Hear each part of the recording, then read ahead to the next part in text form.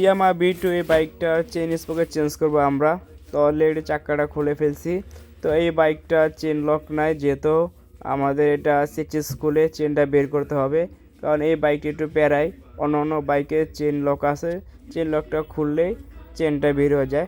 যাই হোক, পরবর্তীতে আমরা স্পকেটটা খুলে ফেলছি। স্পকেটে যে নাট 6টা আছে, নাটগুলো ঢিলে দিয়ে নিয়েছি একসাথে, সব 6টা নাট।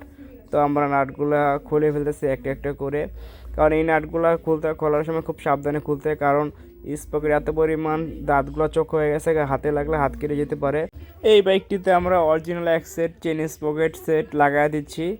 তো আপনারা যখনই চেন স্পকেট চেঞ্জ করবেন, তখনই আপনি চিন্তা করবেন একটা অরিজিনাল চেন সেট লাগানোর জন্য, কারণ অরিজিনাল চেন সেটগুলা অনেক দিন লাস্টিং করে। আর অরিজিনাল চেন সেটের ভিতরে গুণ হলো, অরিজিনাল যে চেনটা থাকে, চেনটা অনেক মোটা থাকে, তো এই চেনটা ছিঁড়ার কোনো সম্ভাবনা থাকে না। আর লোকাল চেন সেটগুলো অনেকে লাগায়, দেখা গেছে দাম কম পায়, কিন্তু লোকাল চেন সেটগুলো থাকে হইলো আপনার চেনটা থাকে অনেক চিকন, অরিজিনাল চেনটা অনেক মোটা থাকে।